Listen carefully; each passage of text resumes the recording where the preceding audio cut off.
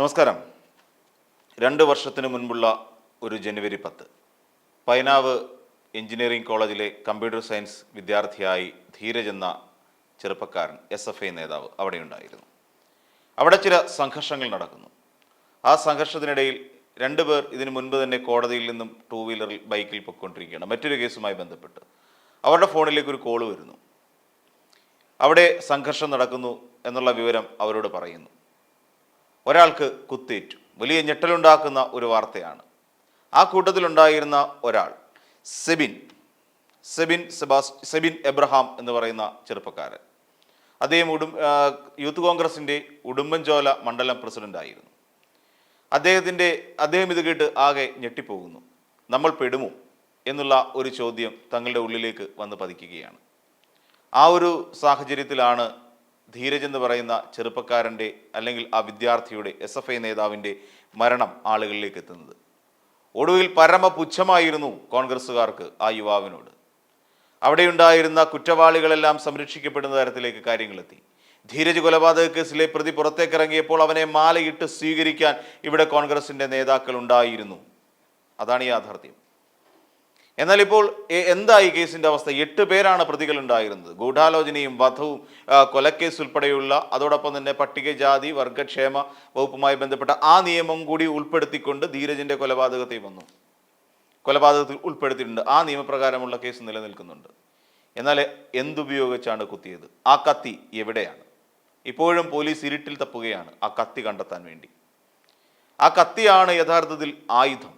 ആ ആയുധത്തിനായി പോലീസ് നാടൊട്ടുക്ക് തെരച്ചിൽ നടത്തുമ്പോഴും ആ കത്തി ഒരു പാർട്ടി നേതാവിൻ്റെ കയ്യിൽ സുഭദ്രമായി ഇരിക്കുന്നു. ഭദ്രമായി തന്നെ ഇരിക്കുന്നു. ഈ മരണത്തെക്കുറിച്ച്, ഈ കൊലപാതകത്തെക്കുറിച്ച് KPCC അധ്യക്ഷനായിരുന്ന K. സുധാകരൻ പറഞ്ഞ വാക്കുകൾ നമ്മളുടെ മുന്നിലുണ്ട്. ഇരന്നു വാങ്ങിയ രക്തസാക്ഷിത്വം. ഇങ്ങനെയാണോ പറയേണ്ടിയിരുന്നത്? ഏതെങ്കിലും ഒരു പാർട്ടി നേതാക്കന്മാർ, ഏതെങ്കിലും ഒരു പാർട്ടിയിൽപ്പെട്ടവർ അങ്ങനെ തന്നെ പറയേണ്ടി വരും. ഈ രീതിയിൽ മരണപ്പെടുന്നവൻ അല്ലെങ്കിൽ രക്തസാക്ഷിത്വം വഹിക്കുന്നവൻ്റെ പേരിൽ ഇരന്നു വാങ്ങിയ എന്ന് പറയുന്നൊരു പ്രയോഗം നടത്തിയിട്ടുണ്ടോ നാളിന്ന് വരെ? ഒരിടത്തും നമ്മളത് കണ്ടിട്ടില്ല. പക്ഷെ സുധാകരന് മനസ്സാക്ഷിയില്ലാതെ പോയതിൻ്റെ പരിപാടിയായിപ്പോയി, മനസ്സാക്ഷിയില്ലാത്ത പ്രസ്താവനയായിപ്പോയി ആ പറഞ്ഞത്, ഇരന്നു വാങ്ങിയ രക്തസാക്ഷിത്വം. എന്നിട്ടാണ് ധീരജ് കൊലപാതക കേസിലെ പ്രതികളെ സംരക്ഷിച്ചു പിടിക്കുന്നത് KPCC അധ്യക്ഷൻ തന്നെയാണ് എന്നുള്ള തരത്തിൽ വാർത്തകൾ പുറത്തു വരുന്നു. അവിടെ പോകുന്നു, സ്വീകരണം നൽകുന്നു എന്ന് വേണ്ട സകലമാന അനുമോദനത്തിൻ്റെ പൂച്ചെണ്ടുകളും നൽകിക്കൊണ്ടാണ് ആ ധീരജിൻ്റെ കൊലപാതകികളെ നാട് ആദരിച്ചത്, അല്ലെങ്കിൽ ഈ KPCC കോൺഗ്രസ്സുകാർ ആദരിച്ചതെന്ന് പറയേണ്ടി വരുന്നു. ഇപ്പോൾ ഇതാ പൊളിട്രിക്കൽ കുമ്പസാരം എന്ന് പറഞ്ഞുകൊണ്ട് ഈ പറയുന്ന സെബിൻ എബ്രഹാം അദ്ദേഹത്തിൻ്റെ വ്ളോഗിൽ ചില കുറിപ്പുകൾ എഴുതുന്നുണ്ട്. അതിൻ്റെ 4ാം ഭാഗത്തിലാണ് ഇതുമായി ബന്ധപ്പെട്ട് നടന്ന കൊടും ചതിയെക്കുറിച്ച് അദ്ദേഹം വ്യക്തമാക്കുന്നത്. അദ്ദേഹം പറയും, ഇതൊരു ഏറ്റുപറച്ചിലാണ്, ഇതൊരു കുമ്പസാരമാണ്. ഇതിൻ്റെ പുറത്ത് താൻ പ്രതിയായാലും ശരി, ഇതെല്ലാം എനിക്ക് പറഞ്ഞേ പറ്റൂ എന്നുള്ള കാര്യമാണ് അദ്ദേഹം പറയുന്നത്. ആ കോൾ വന്നതും ഒക്കെ അദ്ദേഹം അതിനകത്ത് സൂചിപ്പിച്ചു പോകുന്നുണ്ട്.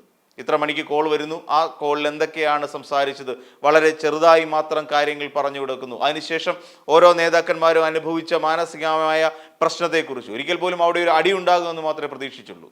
ആരെങ്കിലും അവിടെ കയറി കുത്തിക്കൊല്ലും എന്നുള്ള കാര്യത്തിൽ അവർക്ക് യാതൊരു ഉറപ്പും ഉണ്ടായിരുന്നില്ല.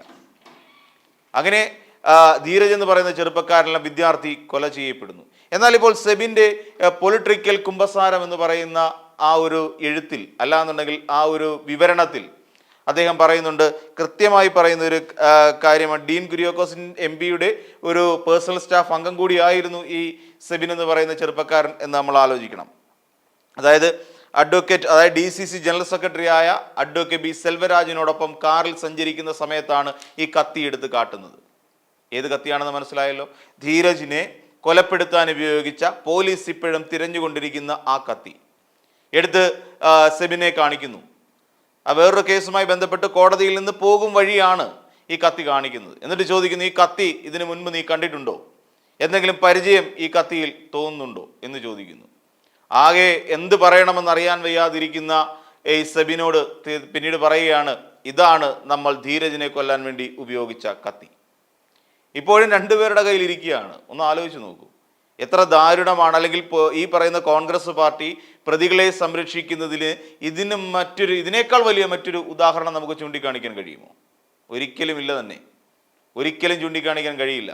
അത് തുടക്കം മുതൽ തന്നെ ആരംഭിക്കുന്നു എന്നുള്ളതാണ്. തുടക്കം മുതൽ തന്നെ KPCC അധ്യക്ഷന്റെ വായിൽ നിന്ന് തന്നെ ആ രക്തസാക്ഷിയെ അപമാനിക്കുന്ന തരത്തിലുള്ള പ്രഖ്യാപനം ഉണ്ടാകുന്നു. അപ്പോൾ ഇവിടെ മരിച്ചവരോടല്ല കടപ്പാടുള്ളത്. കൊലപാതകികളായ സ്വന്തം നേതാക്കളെ, സ്വന്തം കുട്ടികളെ ചേർത്ത് പിടിക്കുന്ന ഒരു KPCC അധ്യക്ഷനെയാണ്, അല്ലെങ്കിൽ കോൺഗ്രസ് നേതൃത്വത്തെയാണ് നമ്മൾ കാണാൻ കഴിയുന്നത്. അവിടെ ഈ ജനറൽ സെക്രട്ടറിയായ സെൽവം ഉണ്ടായിരുന്നു. അതോടൊപ്പം തന്നെ അഡ്വക്കേറ്റ് മോബിൻ മാത്യു, ഇവർ രണ്ടുപേരുമാണ് ഇതിനകത്ത് ഈ കാരണത്തുണ്ടായിരുന്നതെന്നും ഇവർ തന്നെയാണ് ഈ കത്തി ധീരജിനെ കൊല്ലാൻ ഉപയോഗിച്ചതാണ് എന്നുള്ള വിവരം സെബിൻ എബ്രഹാമിനോട് പറയുന്നതെന്നും സെബിൻ വ്യക്തമായി എഴുതി തുടങ്ങിയിട്ടുണ്ട്. ഇതൊരു പക്ഷേ അദ്ദേഹം പറയുന്നുണ്ട്, എന്നെ ഇനി പാർട്ടിയിൽ നിന്ന് പുറത്താക്കിയാലും വേണ്ടുമില്ല. അതായത് അതേ യൂത്ത് കോൺഗ്രസിന്റെ ഉടുമ്പൻചോല മണ്ഡലം പ്രസിഡന്റായിരിക്കുന്ന ആളാണ്. തന്നെ ഇനി ഇതിൽ നിന്ന് പിടിച്ച് പുറത്താക്കിയാലും വേണ്ടുമില്ല. ഇതിൻ്റെ പേരിൽ ഏത് പോലീസിനോടും സത്യസന്ധമായി മൊഴി നൽകാൻ താൻ തയ്യാറാണ്. ഇതിൻ്റെ പേരിൽ അനുഭവിക്കാൻ ഇടയുള്ള ഏത് ശിക്ഷയും ഏറ്റുവാങ്ങാൻ താൻ തയ്യാറാണ് എന്നുള്ള വെളിപ്പെടുത്തലാണ്. അതായത് ഈ സെബിൻ എബ്രഹാം പാർട്ടി വിടാൻ ഉദ്ദേശിക്കുന്നു. അപ്പോൾ അതിൽ നിന്നും തനിക്കുണ്ടായ തിക്താനുഭവങ്ങൾ, പാർട്ടി കാണിച്ചിട്ടുള്ള കൊള്ളരുതായ്മകൾ വെട്ടിത്തുറന്ന് പറയാനും സെബിൻ ഇപ്പോൾ തയ്യാറാകുകയാണ്.